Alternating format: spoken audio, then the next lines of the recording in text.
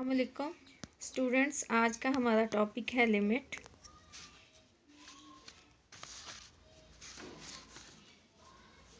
Limit में हम topics discuss करेंगे। Limit of a function, numerical approach, graphical approach, properties of limits. तो limit of a function देखने के लिए आप एक एग्ज़ाम्पल देखें। आपके पास एक फंक्शन है 1/n। n की वैल्यू स्टार्ट हो रही हैं 1 से, 1 2 3 अप टू सो ऑन। आप इसमें n की वैल्यूज़ पुट करें। n की वैल्यू हमने यहाँ 1 पुट की तो 1/1, फिर 1/2, 1/3, 1/4, 1/5 up to so on, 1/10 up to so on, 1/100 up to so on, 1/1000 up to so on. इनको जब हम सॉल्व करते हैं तो ये वैल्यूज़ बनती हैं 1/2 के वैल्यू होगी 0.5, 1/3 इक्वल होगा 0.3 के, 0.3 समथिंग होगा, और 1/4 0.25, 1/5 होगा 0.2, 1/10 होगा 0.1, 1/100 होगा 0.01, 1/1000 होगा 0.001 अप टू सो ऑन। आप देखें ये वैल्यू पहले 1 है, फिर कम हुई 0.5 होगी, फिर 0.3 होगी, कम होते 0.25 हुई, फिर 0.2 होगी, फिर 0.1 होगी, 0.01 हुई, अप टू सो ऑन 0.01। यानी ये वैल्यू ज़ीरो के करीब होती जा रही है। यानी ये स्टार्ट हुई रियल लाइन के ऊपर 1 पे, और 1 से यहाँ 0.5 पे आई, 0.5 से फिर ये ज़ीरो के करीब होती जा रही है। तो इस फंक्शन की वैल्यू ज़ीरो हो नहीं सकती, क्योंकि ऊपर 1 है। ज़ीरो उस वक़्त होगी जब ऊपर ज़ीरो आएगा, तो ये ज़ीरो हो नहीं सकती, लेकिन ये ज़ीरो के करीब होती जा रही है, ज़ीरो को यानी कि अप्रोच कर रही है। तो ऐसे केस में हम कहेंगे limit of the function 1/n where n tends to infinity is equal to zero. अब हम देखते हैं कि न्यूमेरिकल अप्रोच क्या होगी लिमिट की। तो आपने लिया एक function f(x) is equal to x³ for all x belonging to r। आपने टेबल ऑफ वैल्यूज़ ली फॉर डिफरेंट वैल्यूज़। आपने ये टेबल बनाई। आपने पहले वैल्यू ली 1, तो 1 यहाँ लगाएंगे तो 1³ का आंसर 1। फिर हम 1.5 ले रहे हैं वैल्यू, तो 1.5 का क्यूब लेंगे तो आंसर आएगा 3.3 समथिंग, और 1.8 लेंगे तो 5.8 समथिंग, और यहाँ पे 1.9 पुट करेंगे तो 1.9 का क्यूब ये आ जाएगा 6.8 समथिंग। तो यूँ करते करते हमारे पास ये तमाम वैल्यूज़ आ रही हैं। हमने 2 के करीब, चूँकि यहाँ कहा गया है जो वैल्यूज़ हमें दी गई हैं ये 2 की लेफ़्ट पे हमने वैल्यूज़ फाइंड आउट की हैं और 2 की राइट पे फाइंड आउट की हैं। तो यहाँ 2.00 समथिंग पे जब हमने वैल्यू फाइंड आउट की है 8 है, और 2 के लेफ़्ट साइड पे जो हमने वैल्यू फाइंड आउट की है वो 1.9999 पे वैल्यू इसकी आ रही है। और ये जो वैल्यू आ रही है ये क्या है, आप देख सकते हैं 7.99 समथिंग। तो ये जो वैल्यूज़ हैं आप देखें ये 8 के करीब है और ये वैल्यू भी 8 के करीब है। तो इस तरह से 2 पर अगर इसकी वैल्यू चेक की जाए 2³ तो ये वैल्यू आती है 8। तो इसका मतलब है ये फंक्शन अप्रोच कर रहा है 8 को, लेफ़्ट साइड से भी 8 को और राइट साइड से भी ये 8 को अप्रोच कर रहा है। तो इसलिए हम कहेंगे limit of f(x) where x tends to 2 is equal to 8। अच्छा, आप ग्राफिकल अप्रोच पे आते हैं। तो आपने यहाँ ग्राफ में देखना है कि क्या हो रहा है। आपने ये ग्राफ देखा, ये ग्राफ बनाया गया है 0 1 2 3 4 5 6, और इस साइड पे भी आपको पता है हम y पे पॉजिटिव वैल्यूज़ लेते हैं ग्राफ बनाने के लिए। तो इसमें 3 पे जो वैल्यूज़ आ रही हैं वो हम देखते हैं। तो ये लिमिट है x टेंड्स टू 3 f(x). तो x टेंड्स टू 3 f(x) आप देखें ये वैल्यू 4 के करीब आ रही है। 3 पर जो f(x) है, f(x) ये लंबाई है, f(x) ये लंबाई है, ये लंबाई है, ये एफ ऑफ 2 पर एफ ऑफ एक्स की ये लंबाई है और एफ ऑफ 3 पे ये लंबाई है। तो ये जो लंबाई है आप देखें ये 4 के करीब आ रही है। तो हम कहेंगे limit of F of X where X tends to 3 is equal to 4। Limit of a function हम डिस्कस कर चुके हैं।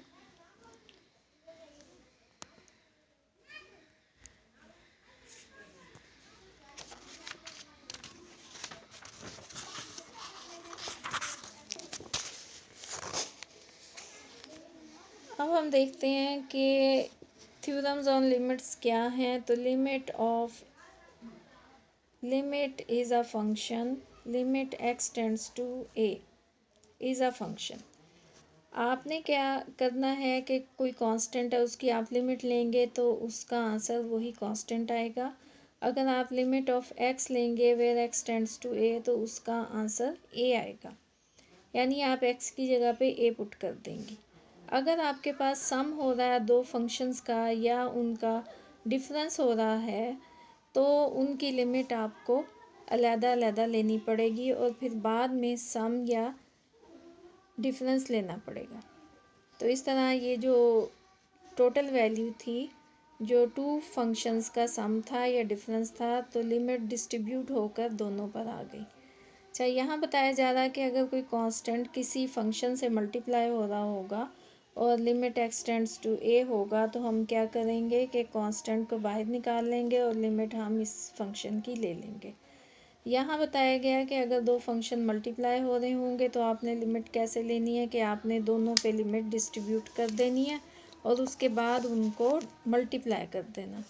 कोशेंट के लिए लिमिट कैसे लेंगे कि आपके पास कोशेंट ऑफ टू फंक्शंस है F of X over G of X where limit X tends to A, तो आप लिमिट अलग-अलग इनको दे देंगी यानी डिस्ट्रीब्यूट कर देंगी और बाद में इनको डिवाइड कर देंगी। अगर कोई फंक्शन हो जिसकी कोई पावर हो तो हम क्या करेंगे, लिमिट को अंदर ले जाएंगे और बाद में इसकी पावर लेंगे, यानी पहले लिमिट अंदर सॉल्व करेंगे और उसके बाद हम इसकी बाद में पावर लेंगे जो कि n है।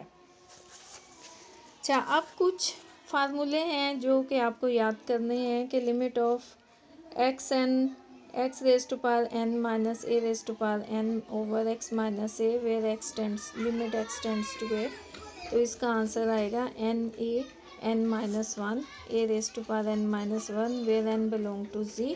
n एक इंटीजर होगा और a ग्रेटर देन 0 होगा, यानी आप a को पॉजिटिव वैल्यू लेंगी।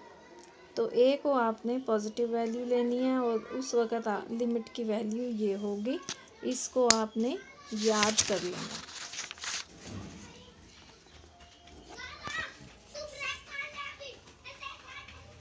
एक और लिमिट है जिसे आपने याद करना है, limit of X plus A under root minus under root of A by X where X tends to 0 it is equal to 1 over 2 under root of ए।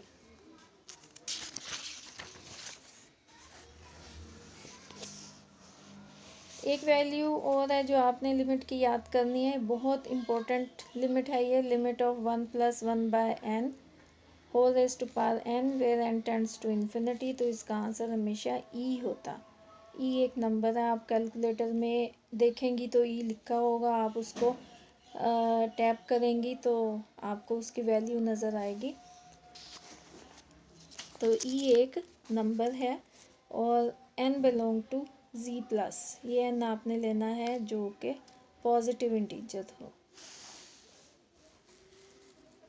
इसी तरह से इसी लिमिट को थोड़ा सा डिफरेंट तरीके से हम यूँ कह सकते हैं, limit of 1 plus X whole raise to power 1 by X where X tends to 0 is equal to E. ये लिमिट भी आपको याद करनी है।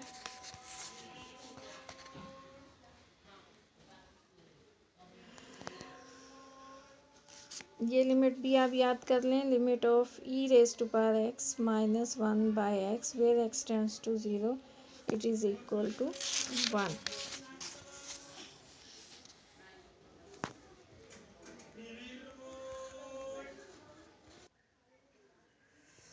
जो थ्योरम्स हमने किए हैं उससे रिलेटेड क्वेश्चंस करेंगे। Limit of x+5 where limit x tends to 1। ये सम ऑफ टू फंक्शंस है, एक ये कांस्टेंट फंक्शन है और दूसरा फंक्शन है x। आप लिमिट डिस्ट्रीब्यूट कर देंगे, यानी आपने लिमिट पहले ले ली x की और फिर आपने लिमिट ले ली 5 की और दोनों को ऐड कर दिया। तो हम यहाँ लिमिट लगा देंगे, लिमिट पुट करेंगे x टेंड्स टू 1, तो इस x की जगह पे 1 आ जाएगा और चूंकि यहाँ x है ही नहीं तो इसलिए ये 5 का 5 ही आ जाएगा। इन दोनों को ऐड करेंगे तो ये आंसर होगा। इसमें हमें कांस्टेंट को बाहर ले आना है बाय द थ्योरम। जो हमने थ्योरम पढ़े थे पीछे उसके मुताबिक कांस्टेंट बाहर ले आएंगे। लिमिट हम इस फंक्शन को दे देंगे, उसके बाद हम लिमिट यहाँ पुट कर देंगे और ये इसको सॉल्व करेंगे तो इसकी वैल्यू 6 आ जाएगी। यहाँ प्रोडक्ट ऑफ टू फंक्शंस है तो थ्योरम्स के मुताबिक हम अलग-अलग दोनों को लिमिट दे देंगे। इसको भी दे दी लिमिट अलग और इसको भी दे दी और फिर उसके बाद हमने ये वैल्यू यहाँ पुट कर दी और इसी तरह से ये वैल्यू इधर पुट करने से ये 2 और यहाँ 1 और ये 1 और +4। तो इस तरह से ये वैल्यू हुई 2 यानी 2 और लिमिट हमने इसको दे दी और यहाँ लिमिट इसको दे दी और फिर इसको दे दी और इसमें वैल्यूज़ पुट कर दी तो हमारा आंसर आ गया 10। इसी तरह से ये कोशेंट ऑफ टू फंक्शंस है तो हमने कोशेंट को अलग लिमिट दे दी। ये जो लिमिट पूरे कोशेंट पे आ रही है, पहले हमने इसे दे दी और उसके बाद इसको दे दी और फिर जैसे हमने ऊपर सॉल्व किया इसको सॉल्व कर लिया और इस तरह से सॉल्व करने से इसका आंसर आ गया 2। तो स्टूडेंट्स ये जो हमारा टॉपिक है ये सेकंड ईयर की का जो फर्स्ट चैप्टर है मैथमेटिक्स का, उसमें जो भी लिमिट के क्वेश्चंस हैं वो आपने करने हैं। इसको आप ट्राई करें, फिर अगले लेक्चर में मैं आपको बताऊंगी कि और टाइप की जो लिमिट्स होंगी वो हमने किस तरह से सॉल्व करनी है। तो अभी आप फर्स्ट ईयर के चैप्टर से इसको पढ़ें और करने की कोशिश करें। नेक्स्ट लेक्चर में मिलेंगे। अल्लाह हाफिज़।